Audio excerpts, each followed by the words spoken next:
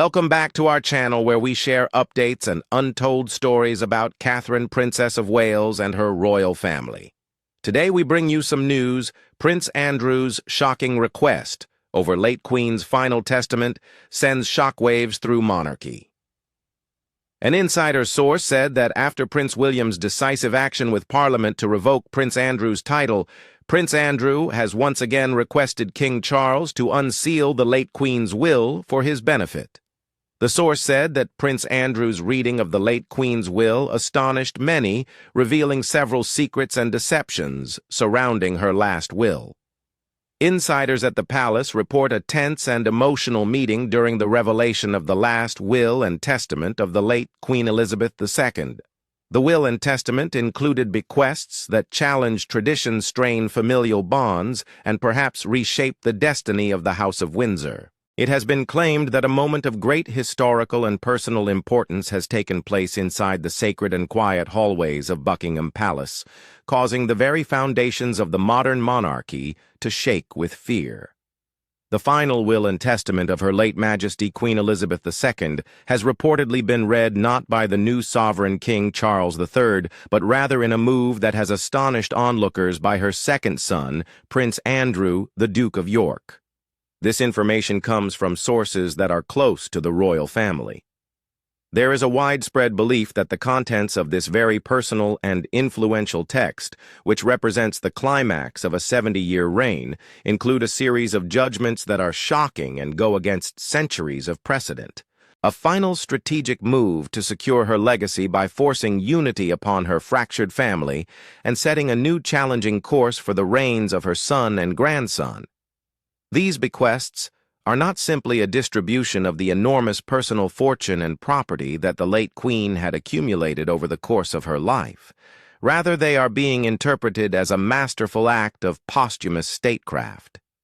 The Queen's ultimate wishes have been the subject of a great deal of speculation for many years. At this point, the information that has emerged from the private reading paints a picture of a queen who was fully aware of the conflicts that existed within her family, as well as the problems that were confronting the institution that she personified. The will is reported to be a complicated tapestry of love, responsibility, and cunning political maneuvering. It includes a rule that has never been seen before about the future of her beloved Balmoral estate, as well as presents that are extremely meaningful for Prince Harry and a hefty endowment for the Princess of Wales. There is a tangible tension between King Charles and his heir Prince William as a result of the disclosures, which have also raised serious concerns about the role that Prince Harry will play in the future of the family. The revelations have apparently sparked a storm of emotion inside the walls of the palace. It is unclear if the Queen's dying intentions brought about the promise of reconciliation, or whether they planted the seeds for future conflict.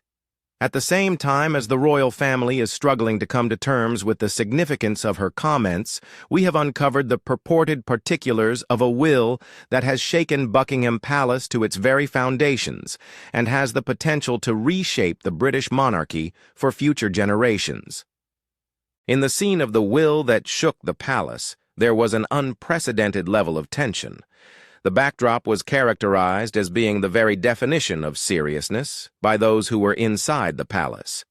The grand reception room at Buckingham Palace, which is often filled with the jovial bustle of state festivities and the murmur of diplomacy, was engulfed in a hush that was so deep that it seemed like it was a tangible presence. The key members of the royal family were gathered together, and their formal clothes did nothing to mask the unbridled excitement that permeated the atmosphere. They were intently focusing their attention on a single envelope that was cream in color and was sitting on an antique mahogany table. The wax seal of the envelope had the personal cipher of the late Queen Elizabeth II, the last commands of a king whose reign was associated with stability and tradition were contained inside the paper that was found within. This document contained the secrets of a lifetime. The combination of her personal riches, which are thought to be in the hundreds of millions of pounds, as well as her magnificent collections of art jewelry and private properties, made this a subject of enormous financial concern. For those who were there, however, it was about a great deal more than money. The heritage, the authority, and the very architecture of the future of the monarchy were taken into consideration. Upon hearing the identity of the executor who had been selected to read the will out loud, the most immediate shock occurred. The somber responsibility was one that everyone had anticipated King Charles III, who had just become the new ruler and the head of the family, to carry out. If that had not been the case, the responsibility may have been assigned to Princess Anne, also known as the Princess Royal, whose unshakable devotion to the crown was a reflection of her mother's own. Instead, Prince Andrew, Duke of York, was the one who stood up and made his way over to the table. There were a lot of people who found his presence at the core of this crucial time to be really disturbing. The selection of him was a mystery to bystanders, and according to reports, even to members of his own family. He had been deprived of his royal patronages and military links, and he had mostly retired from public life. That being said, he was a figure of controversy, who was now burdened with the responsibility of delivering the last authoritative words of his mother. During the moment when he broke the seal, the only sound that could be heard was the rustling of the thick paper. The room was very quiet. As he gazed around the room, his eyes momentarily met the features of his brothers and nephews, who were all displaying signs of tension. Although his fists were clutched so tightly that his knuckles were white, King Charles sat in a ramrod-straight position. Camilla, the queen consort, sat next to him, her countenance suggesting a resolute and supportive attitude. Princess Anne maintained her normally calm attitude, but the repetitive tapping of her fingers on the armrest of her chair revealed that she was experiencing some level of inner unease.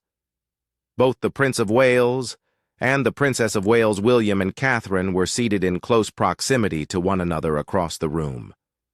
Their expressions were composed into masks of royal neutrality. During the reading, Prince Harry was there, and his countenance was a complicated blend of anguish and guardedness. He was a study in solitude. According to the observations of one information source, you could feel the history of the past few years hanging in the air, the arguments, the accusations, and the distance. There is a point at which quiet is seen to be a kind of treachery, and that room was filled with a prolonged and excruciating hush. Prince Andrew started reading after taking a long, slow breath to calm himself down. "I take this to be my final will and testament." Even though they were anticipated, the words struck with a tremendous energy. The chamber was filled with the sound of the Queen's voice, which was sent via her son. Her first words were formal professions of thanks in which she thanked her family for their devotion to the monarchy and their loyalty to the institution. However, the tone quickly changed, becoming very intimate and shockingly frank at certain points throughout the conversation. In the face of a challenging succession, the bombshell of Balmoral, one of the most prized possessions of the Crown Balmoral Castle, was the subject of the first significant departure from the standards that were anticipated. Located in the Scottish Highlands, the expansive estate that included a total area of 50,000 acres served as more than simply a royal palace. It was also the Queen's profoundly personal retreat, the place where she was considered to be her most authentic self. For her, the fact that she spent her dying days at Balmoral is evidence of the enormous significance that she placed on the place. According to all of the traditions of primogeniture and royal inheritance, it was anticipated that King Charles, the monarch's heir, would be the single and direct recipient of Balmoral, since it was a private property from the king. By adhering to this practice, the direct line of succession is strengthened, and assets are consolidated with the sovereign who is now in power. The voice of Prince Andrew, on the other hand, was said to have faltered somewhat when he read the proclamation that the Queen had issued for her cherished Scottish home. The fact that Queen Elizabeth II had not bequeathed Balmoral to a single heir was a shocking departure from the normal course of events.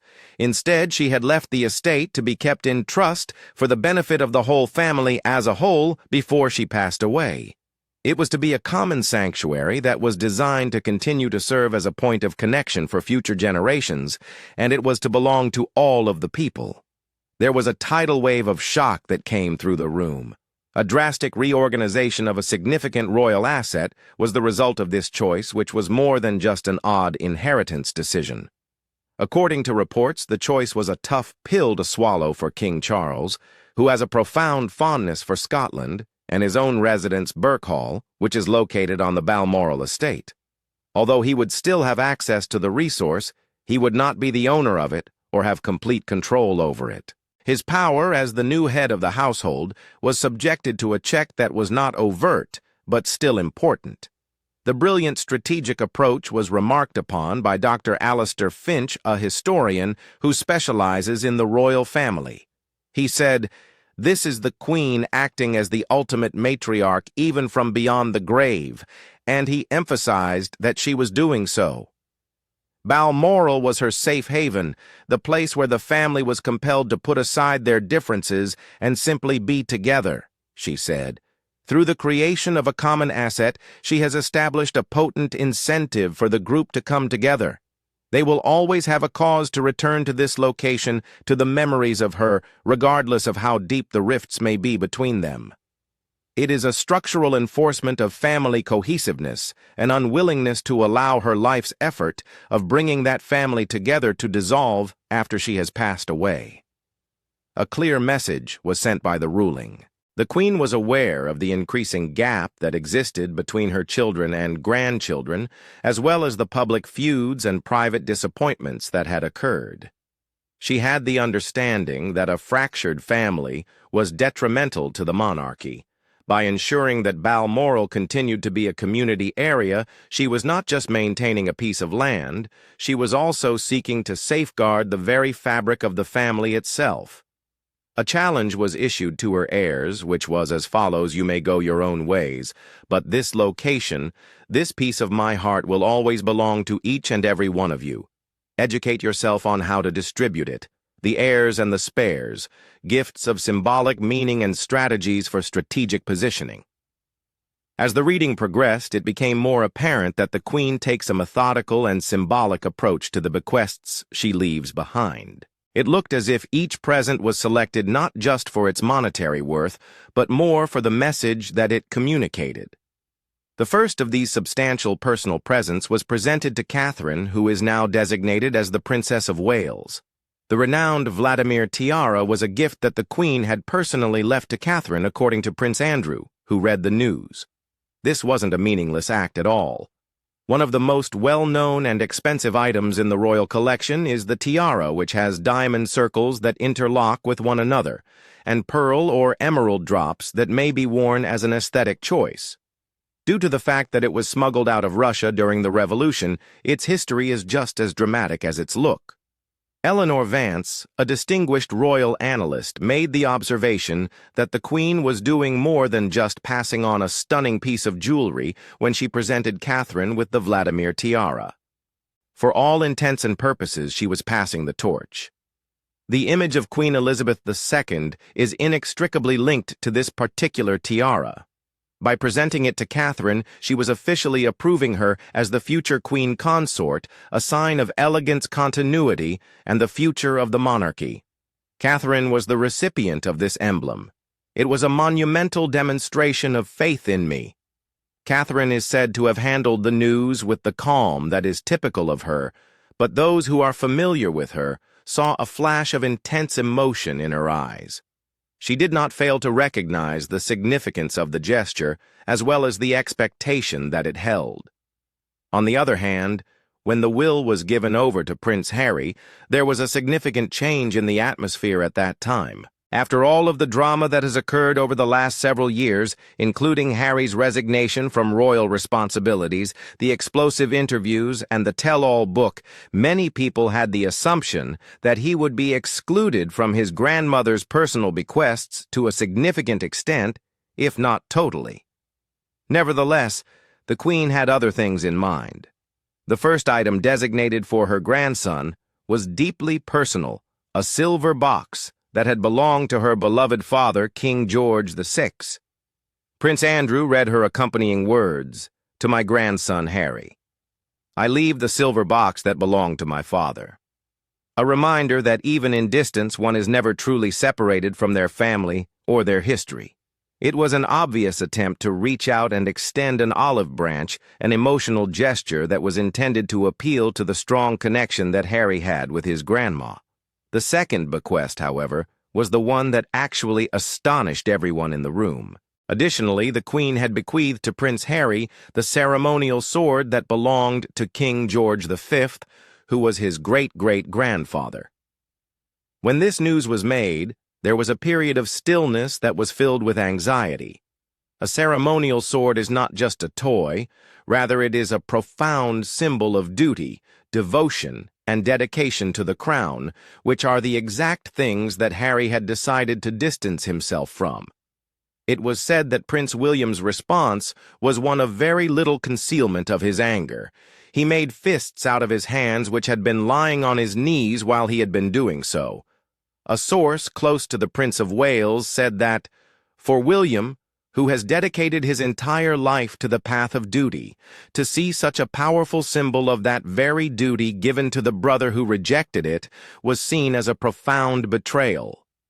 William has devoted his entire life to the path of duty. It felt like a reward for walking away, a validation of Harry's choices that William simply could not comprehend, is how William described the sensation. As for King Charles, it was believed that he was also quite uneasy. It seemed as if the gift was a threat to the fundamental foundation of the organization that he was now leading. To whom did it convey the message that a sword of royal service was being presented to someone who was no longer serving in the military? The researchers, however, believed that the Queen's motivation was more complicated. In his argument, Dr. Finch said that this was not a reward, rather it was a reminder and a challenge. The Queen was familiar with Harry's personality. She understood his connection to his time spent serving in the military, as well as his reverence for their common history. Prince Harry, the celebrity in California, was not the recipient of the sword. Rather, it was intended for Captain Wales, her grandson, who was a dedicated soldier. "This is who you are," it said in the message that was sent to you. "This is the history that you have been a part of. Please do not forget it." It was a strategic and emotional tie, a method of keeping him linked to the fundamental identity of the family. Bequests will be made to Anne Edward and the subsequent generation in order to secure the line. The Queen's strategic vision included all of her family members, including her other offspring. For the sole purpose of leaving the Sandringham estate in Norfolk to her daughter Princess Anne, she did so.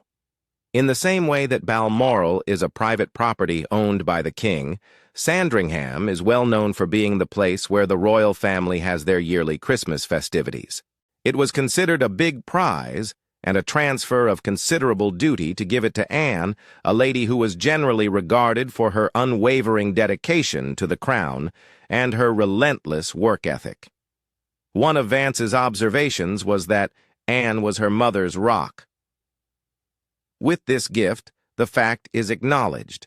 By committing Sandringham to her, the Queen ensures that another of the family's most important meeting places is in the hands of the kid who is the most dependable and adheres to the traditions of the family. It is an additional piece of the jigsaw ensuring that the family's physical and mental anchor points are secure. In the name of her youngest son, Prince Edward, and his wife Sophie, the Duke and Duchess of Edinburgh, the Queen, bequeathed Bagshot Park, their longtime residence, in their name. She also left a considerable portfolio to assist the work that they do. One interpretation of this was that it was a confirmation of their growing significance as senior working royals, who are not just quiet, but also needed. It was most clear that the Queen had foresight when she made arrangements for the generation that would come after her. This was interpreted as a formal instruction for her private secretaries and senior household members to compile her wisdom on statecraft duty and public life into a guide for the future king and his sister. She left not only specific treasures from the royal collection for her great-grandchildren Prince George and Princess Charlotte, but also a directive for the curation of the knowledge I have gained over the years. She left this directive for her great-grandchildren. In his observation, Dr. Finch made the following observation. She was not just leaving them jewels and titles, she was leaving them a blueprint for monarchy. She was making certain that her 70 years of expertise would not be lost, but that it would influence the reigns of her successors in a direct manner. This is a transfer of institutional memory that has never been seen before. She left something much more personal for the individual who was the youngest Prince Louis, which was a handwritten note that was to be opened on his 18th birthday. A direct and intimate message from a great-grandmother to a little boy who would one day have to negotiate the complications of his unique situation. The contents of the letter remain a mystery. Nonetheless, the gesture itself says a lot about the relationship between the two. It is the private papers that are the king's burden. The Queen's most personal bequest to her son and heir, King Charles III, was something intangible and priceless, her entire collection of private letters, personal diaries, and confidential writings spanning her entire life. While he inherited the Duchy of Lancaster and the responsibilities of the crown, the Queen's most significant and burdensome inheritance was reserved for her son and husband, King Charles III. As Prince Andrew read this last most important item, the audience sank into the most profound hush it had ever experienced. Charles, who had maintained his composure throughout the whole process, seemed to blink when he took in the magnitude of the present. These were not official documents.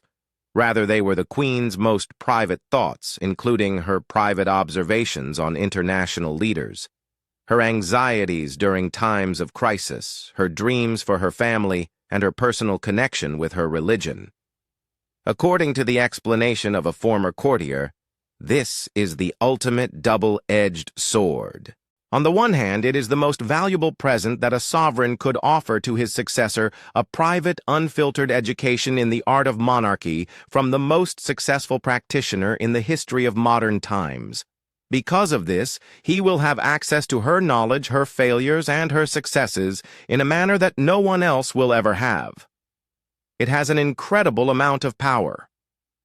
On the other hand, the courtier said, it is an emotional burden that is almost intolerable. The intimate thoughts that his mother has about him, his wife, and his children will be published for him to read. Through the lens of her eyes, he will see the world as well as his own existence. It is a gift of unprecedented trust, but it is also one that will require a profound and even excruciating reckoning on your part. She has not only bestowed onto him the crown, but she has also bestowed upon him her conscience. By making this last donation, the major idea of the will was firmly established. During his reign, King Charles would use his authority, but he would do so within the parameters that his mother had meticulously crafted. It would be her private knowledge that would direct him. His power would be tempered by the fact that Balmoral was owned jointly by both of them, and the dynamics of his family would be influenced by her strategic bequests. In a lot of respects, his reign would start in her shadow because of her. Aftermath. A new royal landscape in the aftermath. At the time that Prince Andrew was finishing the reading, the emotional and political reverberations were only starting to take place. The will of the Queen had not only been used to divide her possessions, rather, it had rebuilt the geography of the royal family. The members of the family gradually separated apart from one another, each of them buried in their own thoughts, as the weight of the Queen's last words began to settle upon them. The way ahead from this point on is more complicated for King Charles. It is necessary for him to be the head of a family in which authority and property have been purposefully distributed. He is responsible for managing his own son and heir, Prince William, who is said to have the perception that his allegiance has been discounted, while his brother, who is separated from him, has been recognized in some way. In the case of Prince William, the weight of the future has become more significant. While he must also navigate a severely broken relationship with his brother, who is the only person who fully knows the difficulties he confronts, he must also prepare to inherit a crown under the new frameworks that his grandmother has constructed. And for Prince Harry, the bequests that the Queen has left behind are a legacy that is both important and problematic. In addition to serving as a memory of the affection that his grandmother had for him, they also serve as a reminder of the world of duty and history that he left behind. Not only are the presents not an invitation to come back, but they also represent a lasting and symbolic connection that he is unable to both accept and completely leave. The ultimate testament of the Queen is a document that demonstrates an exceptional level of intricacy and forethought. Not only is it an act of tremendous love, but it is also a cold and calculating plan for the continuing existence of the institution. She has issued a challenge to her family asking them to put aside their own grudges and find a way to honor her legacy by working toward the togetherness that she so badly wished for before she passed away. When everything is said and done, the most important legacy that the late Queen Elizabeth II left behind may not have been her 70-year reign, but rather one last magnificent act of creating the future. No, her will was not a goodbye, rather it was a rallying cry for action. As the dust settles in the peaceful halls of Buckingham Palace, the whole globe takes a look to see whether or not her shattered family is prepared or able to respond to the question. Due to the fact that the ties of blood duty and history have been exposed, the decision about what to do with them is now totally in the hands of those who are still alive. The success of the House of Windsor is dependent on the outcome of this struggle. Thank you for watching the video. Please let us know your thoughts and goodbye for now.